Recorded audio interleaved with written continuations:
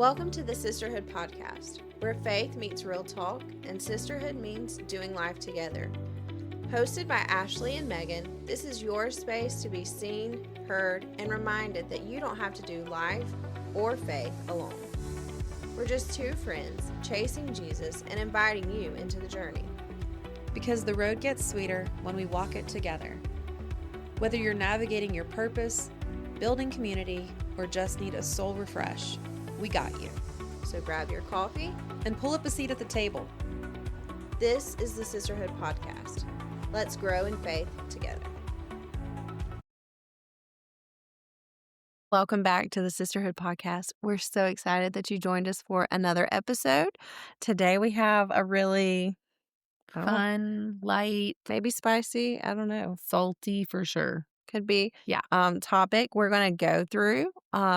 These have been just some trends that we've noticed in our world today, and we want to break them down for you. Yes. We're going to start off with some lighthearted, unpopular opinion. Mm-hmm. So you could go first. Yeah. I will start with pumpkin spice lattes are disgusting. Yeah. They are. They're not disgusting. The only pumpkin thing I like is a pumpkin roll with cream cheese inside Which of she's it. bringing to the next Yes, I am. event. So that will be present there. Yes, I actually got one for church tonight. It's so sad. Pumpkin spice for me is wonderful. On the coffee note, I am not an iced coffee girl. Now, I have had several lately because she's a big influence in my life in the best ways. But I am a hot coffee millennial person. So hot coffee, if you're waking up in the morning, you do not do iced coffee. And I will say I don't do it in the mornings. I cannot do an iced coffee in the mornings. If I'm doing iced coffee, it's like the 10 o'clock or the noon or the 2 o'clock, revitalize yourself. Iced coffee. Well, I think I will be stopping by Pizza Stop here this afternoon to grab their half off for Yes, we had that last time. The afternoon pick me up because I'm pick them up. Yeah, pick them up, pick me up, somebody. I feel like that they still Pizza Stuff. It's pick them ups. Yeah, pick them ups. So pumpkin spice, it's not I am not, which at Starbucks, the last couple seasons, I was getting the apple crisp macchiato and they didn't bring it back. No, which I'm thankful. Apple does not belong in coffee. No, it was so good though. I don't normally like fruit in my coffee, but that one was good. But they did bring one back, or a new one. And it's so good. Yeah, the pecan crunch. Don't get the oat milk. No, that's whole disgusting. Milk.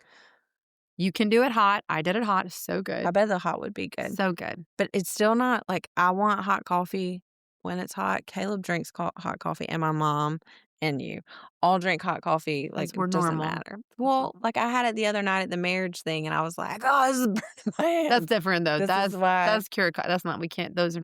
It's not the same, but. All right, jeans. Skinny jeans, are they coming back? Do you love them, yes or no? I don't want them back. I want them back! No, I am okay with my legs breathing. It just... Were they suffocating in the skinny jeans? I don't know. I mean, your ankles do feel like little hostages. It was a little restricting, and I haven't been mad with... I mean, I still want them high-waisted to, like, suck everything in. All the things. But I'm not mad that my legs are back. Well, I do like the boyfriend cut. I love the wide legs. The wide legs. Yes, the wide those leg look jeans. good. I like those. But, like, you have to have skinny for your booties. But then we also talked about booties or sneakers. Sneakers have made such a huge comeback, and people are wearing those more than anything now. So, but see, even with, like, these, like, they're not skinny, but they're cuffed. And I've seen a lot of people doing, like, the cuffed with the booty. The cuffed with the booty. Might be a thing. Yeah. I might get on board, but I still want the skinny back. I'm trying to think if I even have any booty boots. Do you have any booty? Caleb, does she have any booty? He would say yes.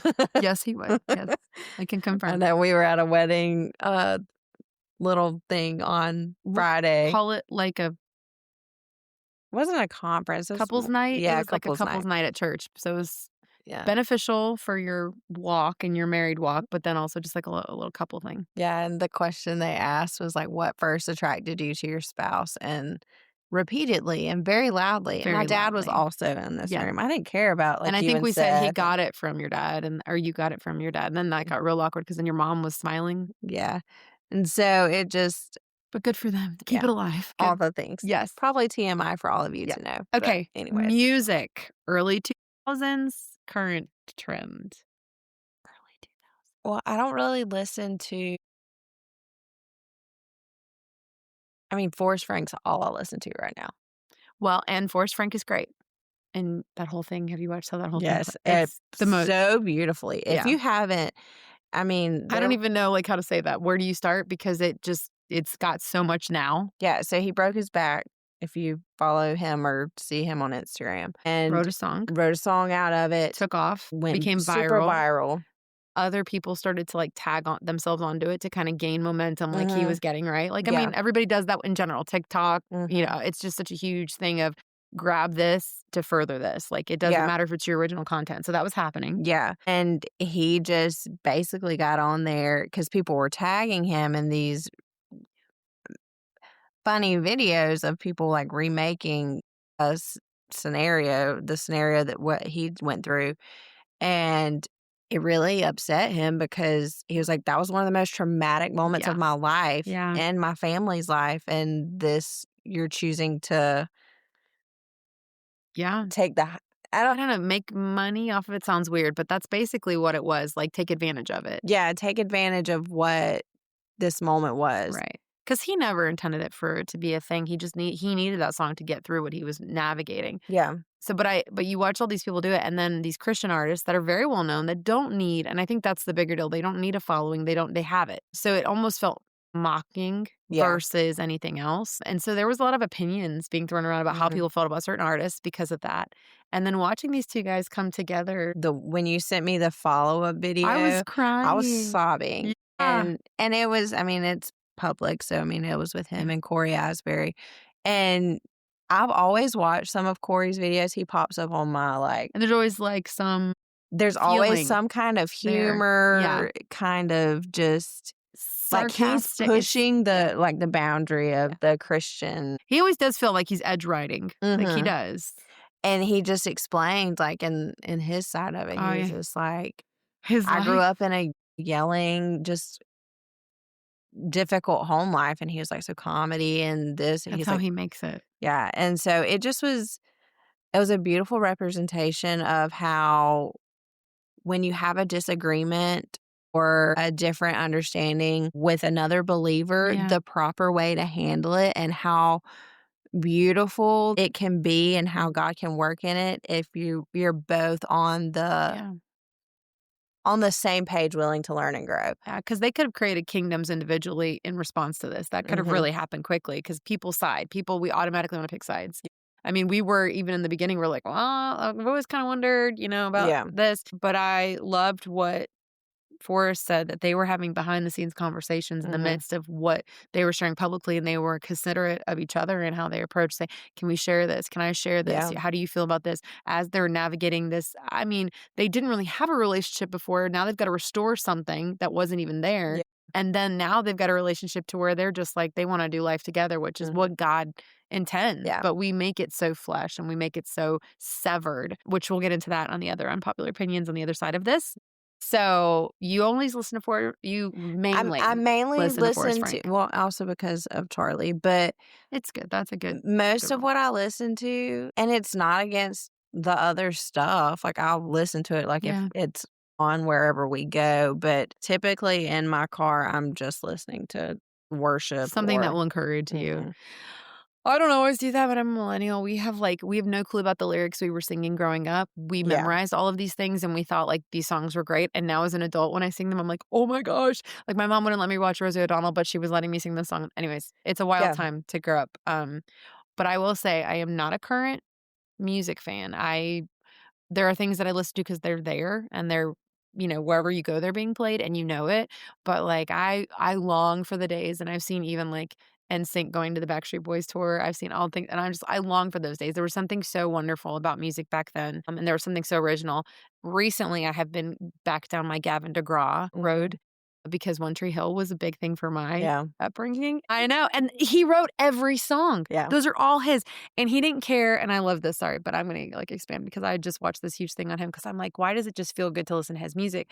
He didn't care what genre either any of his songs were. He said every song on my CD, on my album, whatever. That's how old I am. Yeah. On my CD, on my cassette tape. Every song is wildly different because I wanted it to be whatever it was supposed to be. And I love that because that is so unpopular. Everybody's got a genre. Everybody's trying to, I mean, even Beyonce thinks she's country. But what I loved is that he was just feeling it, writing it, and letting it just become. So I thought that was great. So I'm not a Swiftie. Do I know all the songs? Yes, because everybody clips every song onto everything that means anything. And yes, I know the PE coach is marrying the English teacher. Like we all know. On a side note to that, I did see something that I thought was really good. Sorry, I have to tell you. So because everybody was posting on this stuff, right? Everybody's so excited Taylor Swift is getting married and maybe she'll write songs that are real happy endings now versus the stuff that she wrote, which good for her. She's very talented. Yeah. Sure. But I saw this one guy's take on it, and he's a pastor. I don't know where he's a pastor out of, but I thought this was really good. He said, the fact that even in this culture, in this time, in this season of the world, that somebody is still longing for permanence. He said, no matter where they are at in their faith walk, or if they have a faith walk, it showcases eternity and our spirit's cry for eternity with Christ. And I thought, wow, that's a really good perspective because I look at them and I'm like, yeah, okay, nobody cares. But then also somebody cares, and somebody who maybe thought, marriage isn't for them, or they'll never get married, or they'll never do these things because they're, that's lost on society now. Yeah. Watching these very big icons commit to that does showcase that on a different level. So I thought, yeah, okay, I could see that. So that was a little blurb about Taylor Swift, even though I'm not a Swiftie. I guess I sound like one, but I'm not. But she is talented. I mean, there's a lot of talent out there. So, okay, unpopular opinions. We wanted to walk through some, I guess, more secular versus Christian opinions. So we're going to dive into these. And again, this is meant to be light, and we'll probably add some more stuff in the captions and in the comments and stuff like that. But you want to kick us off? Yeah. So for our first one, it comes into play with faith and identity. The world says, love yourself, but Christianity and following Christ says your identity is given by God, not created by yourself. And then the self-love culture says, believe in yourself. And then we go into the Christian side of it where God's asking us to deny ourselves daily. Yeah. Well, how often do we hear that now? The you do you, boo? I don't know. Do people still say boo? I have. Okay, I feel better about that than myself. Sorry. I felt a little aged there because I don't know if people still say it like. It's probably like bruh or whatever the new. Our kids say that. Yeah, mine does too. Yeah. All right. So it's like the you do you. Everybody says that because it's whatever you do you, whatever makes you feel good, whatever makes you feel happy, you do that. And Christ is literally telling us the exact opposite. Yeah. Like, no, you're supposed to deny yourself and take up your cross and follow me and die to yourself daily. Yeah. And that's not what we're practicing in society today. It's what can I do to better myself? What can I do to make sure that Ashley's happy? And there is a sense of caring for yourself, but if you're going to the world for the opinions of how you should care for yourself instead of hearing from Christ on what you should do. And this kind of all ties into every topic we're going to discuss of unpopular opinions. But when I'm looking to Christ for who I am, I hear that I'm a daughter. I hear that I'm chosen. I hear that I'm worthy. I hear that I'm loved. If I go to the world, it's, well, you're not wanted here, or you believe crazy, or it's all the negative. Yeah, you don't belong. You're not a part of. You're not valued. You don't add to. What are you bringing to the table? All those things. And unless you're falling into an identity that fits their agenda. Yeah. And I don't want that for myself, for my friends, for my kid, my husband. Like, I want to be so loved by Christ and so involved and consumed with him that everything else is just kind of a reflection of that time with him.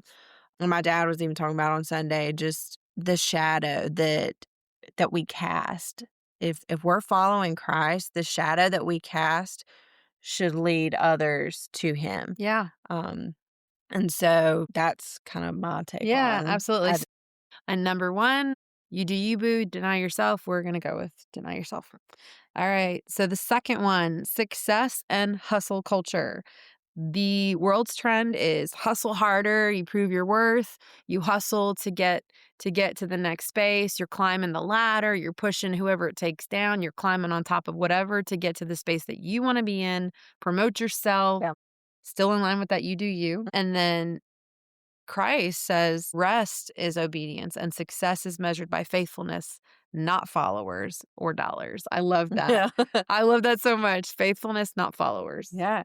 Because, I mean, if we look at society today, and I know my reels and my TikTok like algorithm is, and I don't know how I even like got on it, but it's all like use this trending sound and you can gain 3,000 followers in one day. And I'm like, I'm just trying to see what everybody else is. Yeah, Like the funny thing, like, get me back to the funny videos. Like, I don't need a trending sound to add to me. Mm, Like, I get that, and it's probably because of the things that I do for our socials. But at the same time, like, the world is so consumed with who's following who, yeah. Yeah. how many followers. And if we've said anything over this summer and like the end of summer is finding rest Yeah. and finding peace with Christ is more is such a good place to be in because Yeah. you're not worried about how many followers you have. Mm-mm. I mean, I shared on my stories last week about the devotion that I'm writing. And no, I mean, That's so good. it's got like 50 something likes. And I could sit here and be consumed with, well, this has only reached 50 people. Or I could look at it and say, this has reached 50 people. And these 50 people could share it with another 50 people. Right. And so we can't get consumed with the culture that says, again, hustle hard Right. and hurt those that are closest to you because you're trying to get to Right, that to the next level. That's not what we do. And especially as Christians, and it goes back to kind of what we were talking about with Corey and Frank, like Forrest Frank. I like that we know them on first name basis. Yes, Corey and Forrest. Right, Forrest. It's trying to do things to be together, and we'll get to that point in a minute. Yeah. But again, it's finding rest and not worrying. I just went to like a put your shades on to block out the haters. Like, you got to do that sometimes. Such a mom joke moment. It is, but you have to You do. do that sometimes with society, because if you are following like their agenda and what they're pushing, Yeah. that you have to have Yes. this to be successful. Like, usually with Christ, it's usually the opposite. So it's like, work hard, do all this, blah, blah, blah, and then you'll find success and you'll find happiness. And Christ is just saying, no, just rest in me and be Yes. obedient and follow where I lead you. Yes. So I've been personally navigating this. Yes. But I think we all are on in different seasons where we feel like we're not being good stewards if we're not hustling, because the world has made hustle culture so prevalent. So everywhere we're going, everything we're doing, we feel like if we aren't hustling, that makes us lazy. Yeah.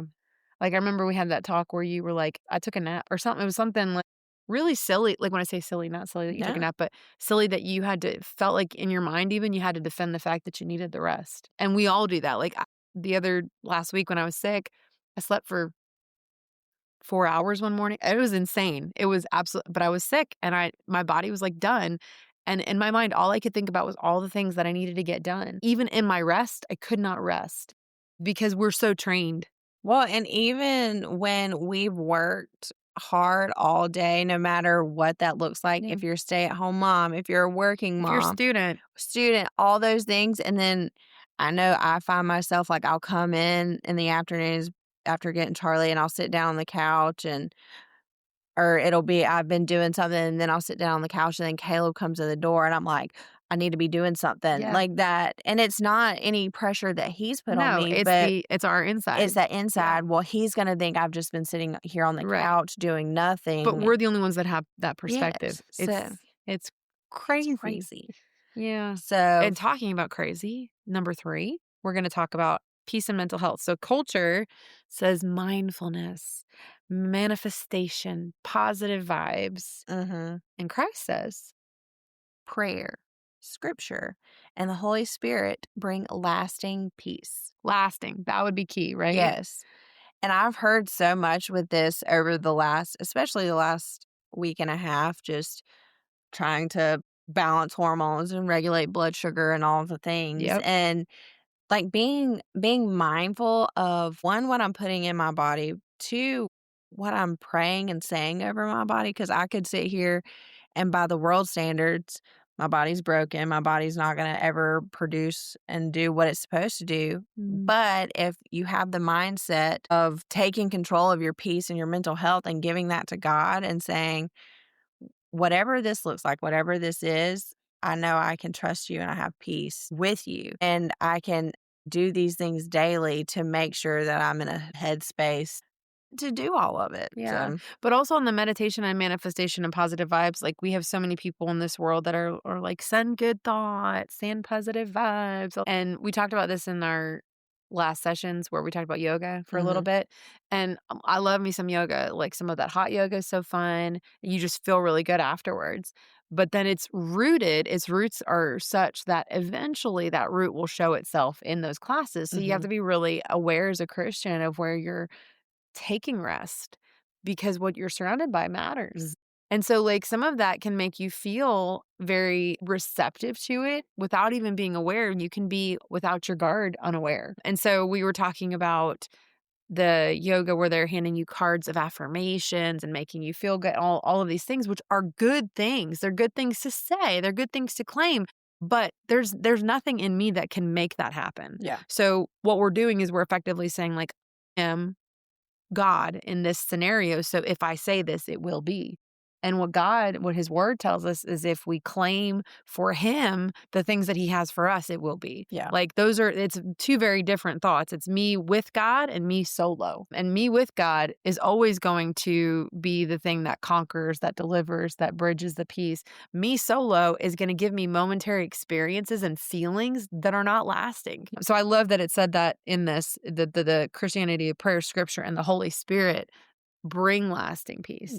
And that's too, like when we try to do it on our own or it's always short term. Yeah. There's nothing. It's moments. Yeah. It never lasts. Like Never we've been satisfied, saying. never It fulfills. doesn't satisfy, it doesn't fulfill.